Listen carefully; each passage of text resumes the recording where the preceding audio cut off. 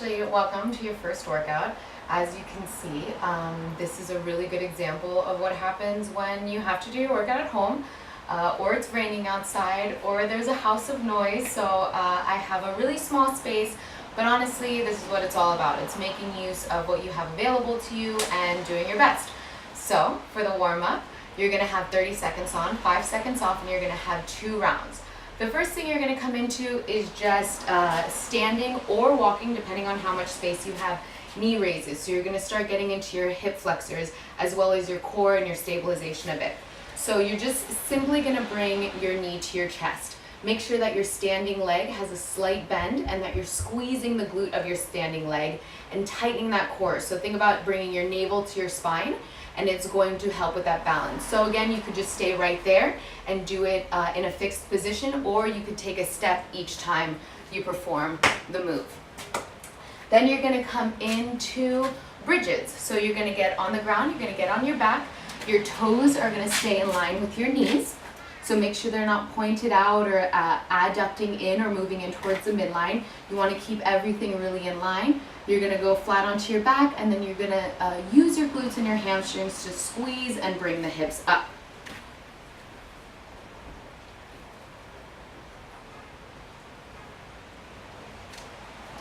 So stay conscious of making sure those knees don't go in when you're doing something like that. If they do adduct in, you can always put a yoga block or a ball or just something kind of in between your knees in order to prevent that adduction from happening. Next, we're just going to come into regular crunches. So I know that we've all done crunches before, but we haven't all done them correctly. So when people do crunches, they tend to interlace their fingers and pull at their neck as they're crunching up. And it's almost like they're looking through their legs. So they're pulling and they're looking through their legs. The way I want you to perform the crunch is I want you to find a fixed position on the ceiling, and I want you to hold that position, hold that viewpoint the entire time.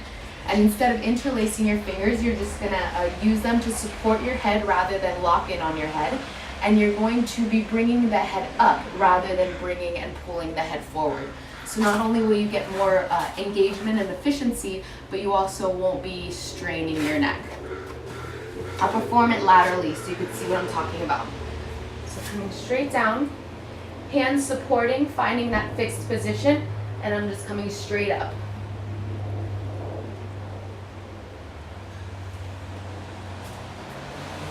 So make sure you're really focusing. I know it's really hard, especially in the beginning, but really try to keep that, the bracing of your stomach the entire time, especially as you crunch up. So really try to think of bringing that navel to your spine.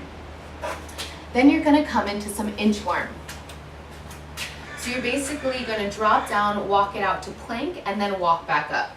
So you'll get a nice stretch in the hamstrings right here. Walk your arms out. Hold in plank for 1 to 2 seconds, and then you'll just walk it back, slowly bringing the head back to its original position. Make sure that when you're in your plank, your hips aren't too high, they're not too low, and that you're really tucking the hips under so that you're not arching your back. So let me show you. Sorry, children.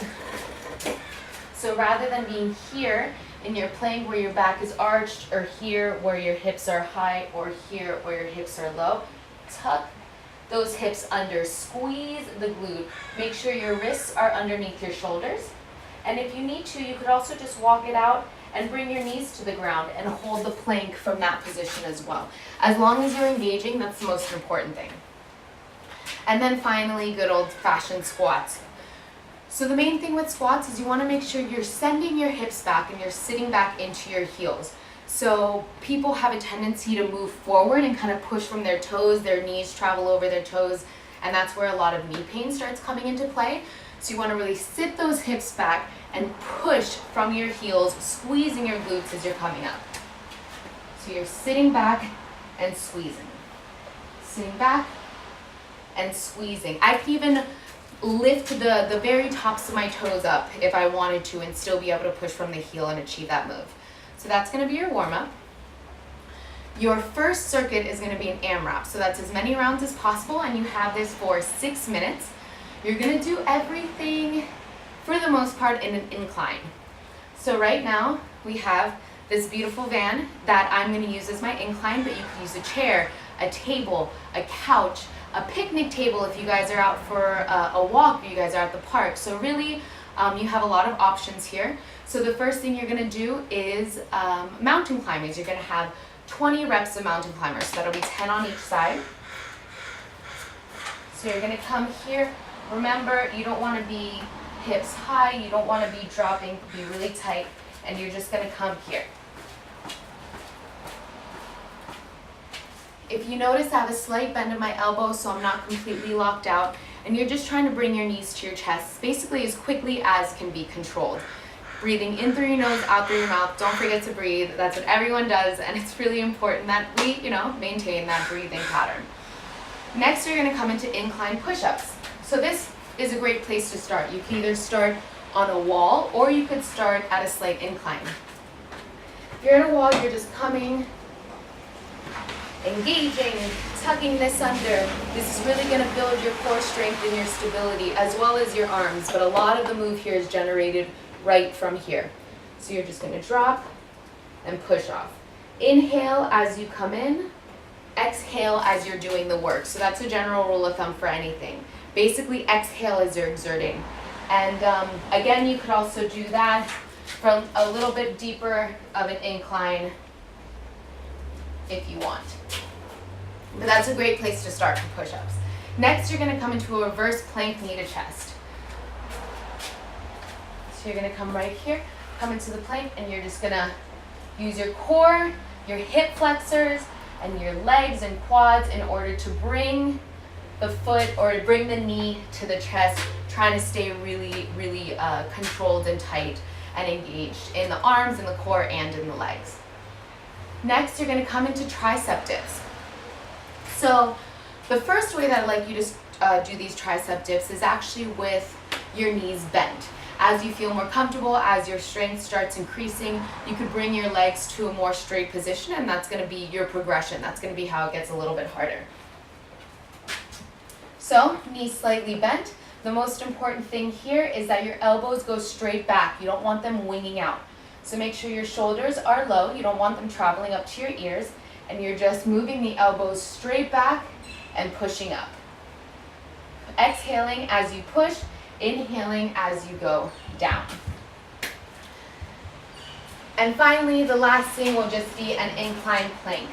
So you're just gonna hold this plank position really tight. Everything's engaged.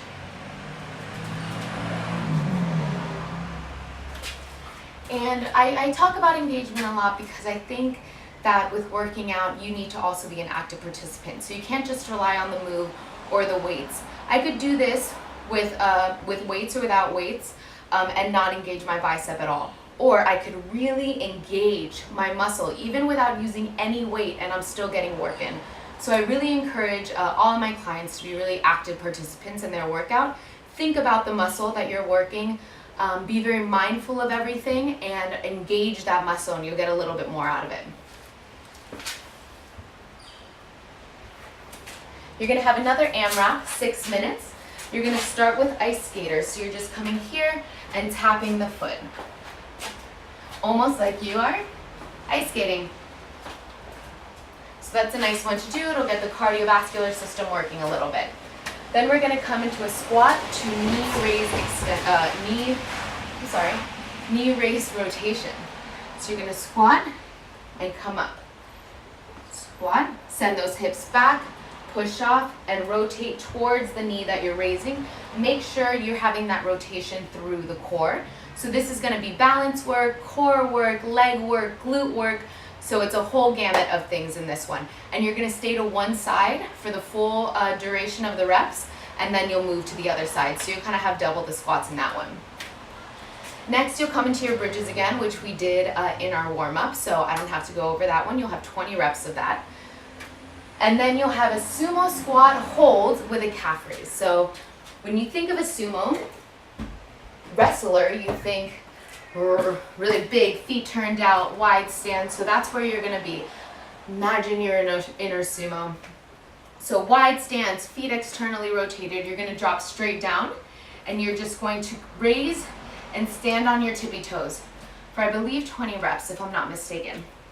So I can't do it that well on the left foot, but really try to hold that low position. You're gonna get a lot of good work in your calves, but you're also gonna get a lot of good work in your inner thigh as well. Next, we're coming into a tabletop leg extension with a crossover. So this is gonna be glutes and hamstrings. So I'll show you laterally again. So you wanna be in tabletop, wrist over your shoulders. You're gonna bring your leg up and over, crossing over. So you're not just crossing over, it's two moves into one. Bringing it up, flexing the foot in order to engage the entire leg. Hips are squared off so you're not falling to one side or raising it to one side. Core is tight, and then you're just crossing it over and bringing it back down. So that'll be inner thigh, hamstrings, and glutes. And that'll be it actually. That'll be your workout. I'm trying to keep it short for you. We're just starting out. You know, if something seems difficult, just know that there are regressions, there are progressions. We all started at the same space. We all started off as beginners, no matter who you're seeing work out. And just know that you're doing everything you need to do. And take this little bit of time for yourself. Feel inspired by yourself, by the fact that you're taking time for your needs. And it'll translate to the rest of your life. So I really hope you enjoy this one, and we're gonna get into bands next time. But really quick, the cool down. So a kneeling hip flexor stretch. So I'm gonna show you this one from this side as well. I could come down, and if you see, this is just a regular stand. If I wanna really lengthen the psoas, lengthen the hip flexors, I'm gonna take my hips and I'm gonna tuck them under, squeezing my glute and squeezing my hamstring, and you should immediately feel a lengthening in that psoas. So coming from here, tucking under and squeezing this whole lumbopelvic hip complex. You're gonna do that for about 20 to 30 seconds on each side. Then you're gonna come into a child's pose, which I'm sure you're familiar with.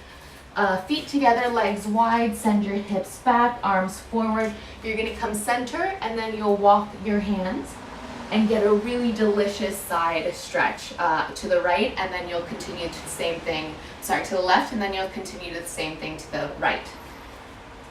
You come into a spinal twist next. You're gonna get on your back, slightly lift your hips, and then bring your leg over to one side. And you should get a nice stretch exactly where you want, in your spine, especially your lower back. And then you're gonna come into a chest opener. So we're getting back into a child's pose. You're coming down, one arm behind the head, and you're just gonna open, hold for about 5 to 10 seconds, and drop it back down and open. So this is getting into the thoracic spine as well as the chest. And yeah, just hold for 1 to 2 seconds and continue that for about 20 to 30 seconds. And then do the other side. Hope you enjoy it. Bye.